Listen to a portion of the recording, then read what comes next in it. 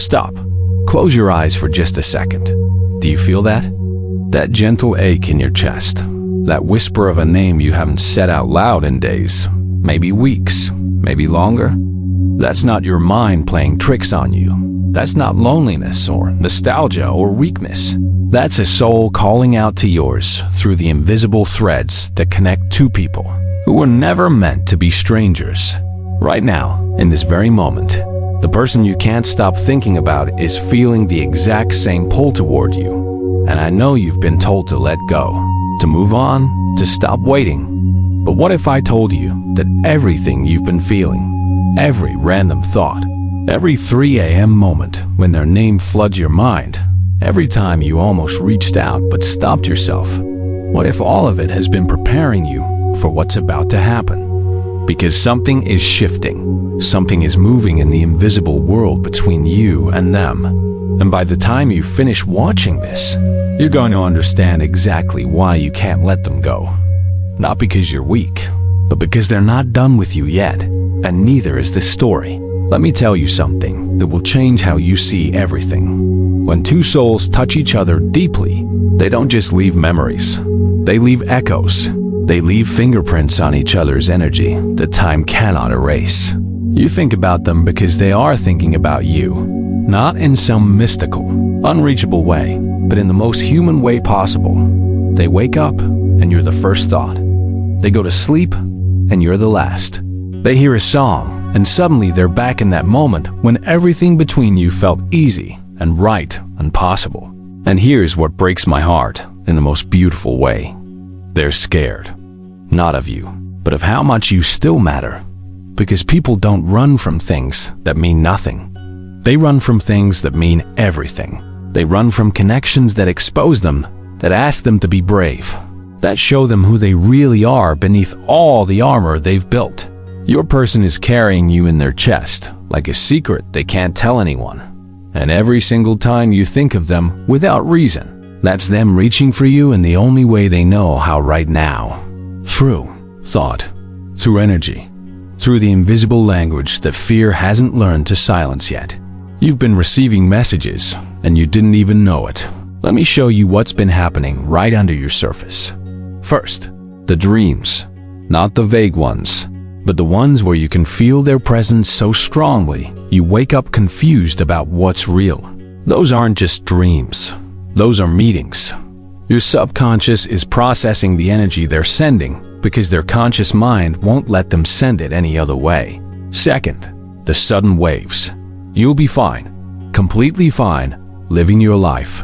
And then out of nowhere, boom, you feel them. A heaviness, a warmth, a longing you can't explain.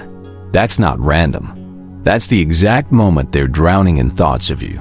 And third, the most powerful sign that no one talks about, you've started to feel peace about them. Not the peace of being over them, but the peace of knowing something is coming. It's like your soul already knows what your mind is still waiting to see.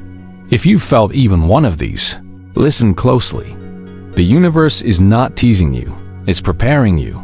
Because what's coming requires you to be ready, to be open, to be strong enough to receive it without losing yourself in it. Here's where most people misunderstand everything. They think silence means the end. They think distance means it's over. But let me tell you what silence really means. Silence is the space where people grow brave enough to tell the truth. Your person has been in that space, not running from you, but running toward the version of themselves that can finally handle what they feel for you. Because loving you, really loving you, asks them to face everything they've been avoiding. Their fear of vulnerability, their pattern of leaving before they can be left, their belief that they don't deserve something real, and they couldn't do that with you watching. So they step back, not because you weren't enough, but because they weren't. Not yet. And if this is hitting you somewhere deep, if you feel seen by these words in a way that almost hurts, I need you to do something. Press that like button, not for the algorithm, but as a promise to yourself that you're going to trust this process. Subscribe to this channel because I'm going to keep reminding you of your worth every single time you forget. And turn on those notifications because what I'm about to tell you next will show you exactly when they're going to break their silence and how you'll know it's real. Let's continue. While you've been wondering, while you've been healing, while you've been trying to move forward, they've been doing something in secret. They've been building courage. Late at night, they pull up your messages. They read them like letters from a life they're homesick for.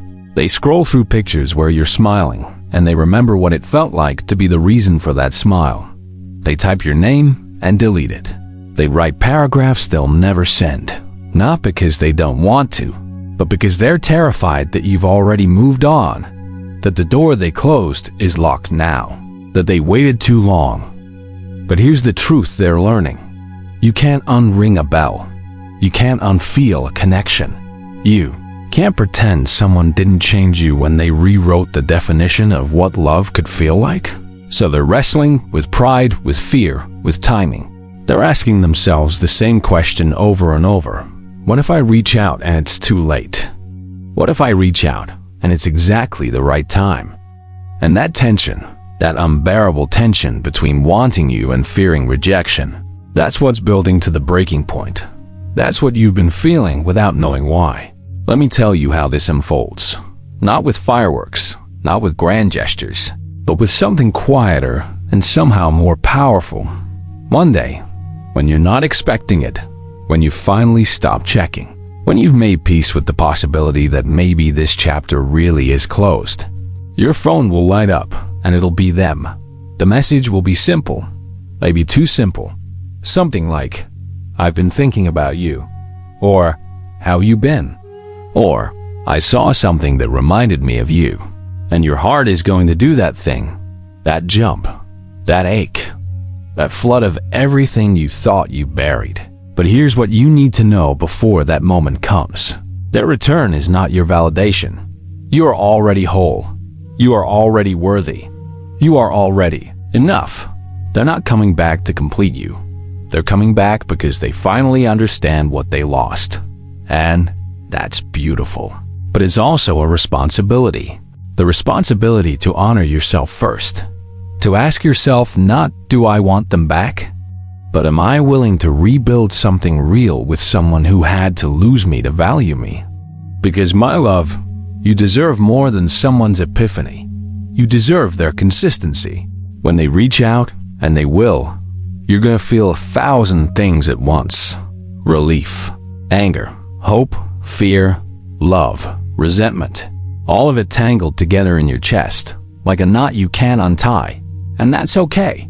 You're allowed to feel everything. You're allowed to be happy they came back and furious it took this long. You're allowed to want them and want to protect yourself at the same time. But here's what I need you to remember. You are not the same person they left. You've grown in the space they created. You've learned to stand on your own. You've discovered parts of yourself you didn't know existed when you were busy being theirs. So when they return, don't shrink back into the old version of you just to make them comfortable. Don't minimize your growth. Don't apologize for becoming whole without them. If they want back in, they need to meet you where you are now, not where you were when they left. And if they can't do that, if they're only coming back because they're lonely or curious or testing if you're still an option, then the most loving thing you can do for both of you is let them go again. Real love doesn't come back halfway. It comes back fully, honestly, ready to build something stronger than what broke. Here's the final truth, and I need you to feel this in your bones. Whether they come back or not, whether they're brave enough to reach for you or not, whether this story ends in reunion or release, you are going to be okay. More than okay.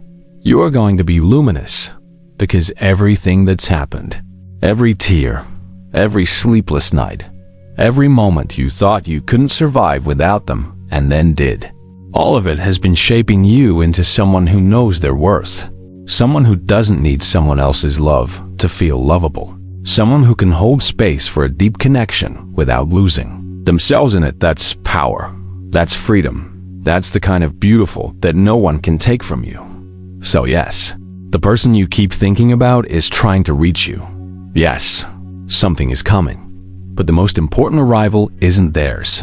It's yours. your arrival into the fullness of who you were always meant to be. And when you step into that light, everything that's meant for you, every person, every opportunity, every miracle, it will find you, because you won't be chasing anymore. You'll be radiating. And that, my beautiful soul, changes everything. Thank you for being here. Thank you for trusting your heart. If this message found you, it was meant to share it with someone who needs to hear it. I'll see you in the next one. Until then, remember this. You are not waiting for love. You are love waiting to be seen, and you will be.